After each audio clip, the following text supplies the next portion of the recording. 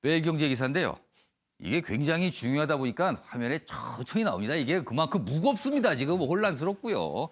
무슨 얘기가 참 많습니다. 제도도 많고요. 보시죠. 민주 아무래도 석패율제는 안 돼. 야당 3+1 합의안 거부했습니다. 3+1은요. 바른미래당, 정의당, 민평당 그리고 여기에 대한신당을 합해서 뭔가 어제 합의를 했습니다. 선거제에 관해서. 그래서 합의한 내용을 민주당에 주고 이거 받아라 했는데 민주당이 석패율 때문에 안 돼. 거부했습니다.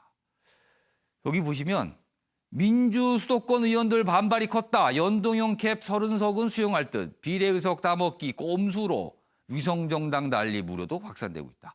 지금 보시면요. 이거를 아시는 분도 아시면 대부분 시청자분께서는요. 이게 무슨 소리지 그럴 겁니다. 연동형 캡은 뭐고요. 석패율제는 뭐고요. 이럽니다. 이거 설명하려면요. 시간이 참 많이 걸리는데 제가 한 가지만 설명드리겠습니다. 석패율제는요. 이렇습니다. 국회의원 선거 나아갔는데요. 굉장히 아깝게 누가 봐도 진짜 아슬아슬하게 떨어지는 후보들이 있잖아요. 근데 그 후보들을 살려주는 겁니다. 뭐냐면요. 비례대표 의원이 되게 만들어주는 거죠. 그러니까 지역구에 출마하지만 당마다 석패율제를 적용하는 비례대표 순번을 정해놓고 그 순번에 해당할 경우에는 가장 아깝게 떨어진 분이 국회의원이 되는 겁니다. 패자부활을 하는 거죠. 근데 어떻게 보면요. 이건 뭐 꼭 먹고 알 먹기도 아니냐 뭐 이런 평가 나올 수 있을 것 같아요. 그게 석패율제인데 그거를 3+1은 해야 된다고 주장하는 거고요. 민주당은 안 된다라고 지금 반대하고 있는 겁니다. 그 싸움이에요. 이해하셨는지 모르겠어요. 제가 설명 들었는데도 어렵습니다. 좀. 다음 기사입니다. 4+1 선거법 핑퐁. 핑퐁이니까 이렇게 갔다 저렇게 갔다 매일 될 듯 안 될 듯 뭐 이러고 있다는 겁니다. 낯 뜨거운 밥그릇 챙기기다. 알고 보면 이거 다 밥그릇 싸움 아니냐는 겁니다. 4야당은 내년 총선에만 뭐 비례 30석 연동 배분. 이 얘기가 무슨 연동형 캡 그 얘기입니다. 지금요. 그리고 여기 보시면 뭐 민주당 소수 정당에 왜 끌려다니나 당에 이런 불만이 있고요. 4+1 곧 재협상. 근데 재협상 한다는 게 수십 번 나왔습니다. 근데 자꾸 깨집니다. 지금. 그리고 민주당은 한국당과 논의도 계속한다. 뭐 이런 입장이긴 합니다만 어렵습니다. 참. 자, 그럼 여기서요. 어제 여러 가지 얘기들이 나왔는데 확인해 보겠습니다. 이것은 노무현 대통령이 그렇게 절실히 원하던 바이기도 했습니다. 최소한으로 설사 축소가 되더라도 석패율 제도는 반드시 도입되어야 한다 이런 얘기. 석패율에 대해서는 부정적인 의견이 훨씬 더 많이 나왔다. 그래서 3+1 협의를 했던 야당의 대표들에게 석패율과 관련해서는 한 번 더 재고를 해주실 필요가 있지 않겠나. 조대현 전 원장님. 예. 이렇게 선거제에 놓고 선거제는 사실 많은 국민이 다 관계돼서 굉장히 단순할수록 좋다고들 그러는데 예. 왜 이렇게 어렵게 가는 겁니까? 뭐 한석이라도 더 먹으려고 그런 거죠. 그 진짜 이렇게 바꾸면 더 먹을 수 있습니까? 그 뭐 각자 셈법에 따라 가지고 예. 한석이라도 더 먹는다고 생각하는 방법을 가지고 예. 주장하고 떼쓰고 하는 거 아닙니까? 때로는 협박도 하고. 근데 한쪽에서 더 먹으면 다른 쪽이 덜 먹는 거 아닙니까? 그렇죠. 그래서 이제 하는 게 여당에서는 예. 이제 군소 야당들은 범진보권은 예. 야 공수처하고 그다음에 그 검경 수사권 조정 이거 우리가 도와줄 테니까 예. 니들이 몇 석 먹는 거 좀 더 내놔라.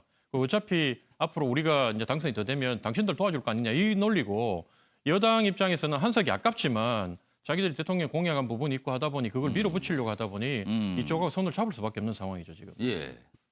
예, 그래서 어쨌든 제가 드리고 싶은 말은 예. 최초에 우리가 이 선거법 제도를 바꾸려고 했던 거는 사표를 방지하고 또 지역구도를 좀 깨고 이런 선한 의도로 시작했던 거예요. 그렇죠. 그런데 이제는 선한 의도는 다 사라지고 예. 꼼수예요, 꼼수. 뭐 그다음에 누더기만 남다 보니까 진심은 사라지고 이제 예. 당리 당략만 남았다. 이런 부분들을 국민이 지금 혀를 차면서 예. 혐오하고 있다. 이걸 좀 알아야 됩니다. 이쪽 알겠습니다. 정치권에서. 예. 처음에 선거제를 바꿔야 된다는 얘기가 나온 게 아까 잠깐 얘기하셨지만 우리나라가 너무 지역구도로 이렇게 갈라져 있다. 분열돼 있다. 그리고요. 정치 신인들이 어디 들어갈 구석이 없다. 뭐 이런 거 좀 바꿔야 된다. 이런 취지였습니다. 그래서 공감하시는 분도 꽤 있었습니다. 그런데 논의 과정을 보니까 그거는 온데간데 없고 막 이상하게 가고 있어요. 조대진 변호사. 네. 이 석패율과 함께 무슨 이중 등록대 뭐 이렇게 복잡한 게 나오는데 네. 그게 많은 분들은 좋게 말하면 폐재부활, 나쁘게 말하면 이거 꼭 먹고 알 먹고 아니냐. 이게 뭐냐 이렇게 또 지적들 하세요 지금. 그러니까 민주당이 뭐 석패율 제대로를 예. 반대하는 이유가 뭐 일부 언론에서는 뭐 이중 등록제 그러니까 지역구 예. 그 의원도 등록을 하고 비례의원도 등록을 해서 예. 뭐 아깝게 떨어진 사람들을 비례의원으로 예. 구제하는 뭐 이렇게 될 경우에 지역구 의원들 관련된 표들이 예. 진보 진영에서 갈라질 거를 대비를 할 예. 경우에 민주당이 불리할 거다라고 예. 이렇게 생각을 해서 지금 여러 언론을 가지 나오고 해석이 있습니다. 근데 여러 그 해석이 가지- 맞는지 어떤지도 모르겠어요. 예, 예. 사실은요. 그런데 뭐 진보 진영의 이런 표들 때문에 이렇게 석패율 제도를 반대를 하는 게 아니고요. 예. 그 사회적 약자를 배려한다는 취지. 아무래도 석패율 제도가 들어오게 되면 사회적 약자들이 들어올 수 있는 그 공간들은 줄어들 수밖에 없는 부분이거든요. 아무래도 석패율 쪽에는 좀 힘이 강하신 정치인이 올라갈 수가 있겠죠. 그렇죠. 아깝게 떨어지는 사람들은 다 중진의 의원들일 가능성이 아. 높습니다. 그런데 그렇기 때문에 그런 차원에서 반대를 하는 거고 예. 지금 뭐 야당이나 뭐 야당이나 자유한국당 다른 야당들에서 예. 뭐 누더기 법안이 된 게 마치 민주당이 책임인 것처럼 얘기를 하고 있는데 민주당은 상당히 많은 부분들을 양보를 했거든요. 많은 부분을 양보를 했고 또 그 이제는 그 야당들이 그 양보를 해야 될 상황이 됐다고 보여집니다. 예. 이 지금 관련된 선거제도의 개혁의 취지는 예. 거대 양당에 대해 그러니까 양당에 있어서의 그 메리트만 줄 것이 아니라 예. 그 주는 것도 막아야 되지만 소수 정당이 일방적으로 이득을 취하는 것도 막아야 되는 그런 의미가 있는 거거든요. 그러니까 그런 차원에서 볼 때 소수 정당에 관련돼서 여러 가지 참여의 기회를 주는 건 중요하지만 예. 그렇다고 소수 정당에 관련돼서 너무 유리하게끔만 만드는 것도 선거법 제도 개혁의 취지에 어긋난다라는 저는 생각을 하고 있습니다. 예. 지금 조대진 변호사 얘기하고요. 조대원 전 원장님 얘기 들었는데 무슨 소리일까 이렇게 또 생각하시는 분 있을 것 같아요. 그만큼 이게 제도가 복잡하게 지금 논의가 되고 있어서 그리고 굉장히 좀 혼란스럽기도 합니다. 혼란스러운 거 자꾸 얘기해봐야 더 혼란스러울 것 같아서 이 정도로만 좀 마무리하겠습니다.